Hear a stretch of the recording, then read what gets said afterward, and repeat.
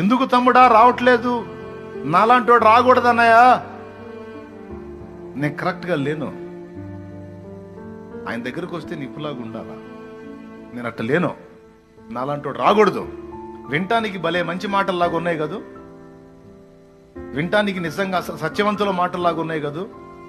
బా, పాపంలో ఉంటేనే వాళ్ళ నీతి చూడు. నేను పాపం చేస్తున్నా, చెడుతనంలో ఉన్నాను కాబట్టి నాలాంటి వాడు రాకూడదు, నాలాంటిది రాకూడదు అని అన్నారంటే బా అనిపించట్లా? నేను చెప్పనా, కనీసం ఒక 150-200 దెయ్యాలు ఉంటాయి వాళ్ళ చుట్టూ. అవి ఉండి ఆ ఆలోచన పుట్టిస్తాయి అన్నమాట. ఇప్పుడు అలా మాట్లాడింది గొప్పతనం అంటే అంటలా, నేను సోదితనం అంటన్నా. ఇది ఎలాంటిదో తెలుసా? బురదైనోడు కాళ్ళకు బురదైనోడు నీళ్ల దగ్గరకు రానన్నట్టు. ఎందుకు కాళ్ళకి బురదైంది? నీళ్లు పవిత్రమైన వాటిని మలినం చేయటం ఎందుకు? నీళ్లు ఉంది నిన్ను గడగటానికి రా. ఆయన రక్తము కార్చిందే నిన్ను కడగటానికి తల్లి, నిన్ను కడగటానికి, శుద్ధి చేయటానికి, పరిశుద్ధపరచడానికి.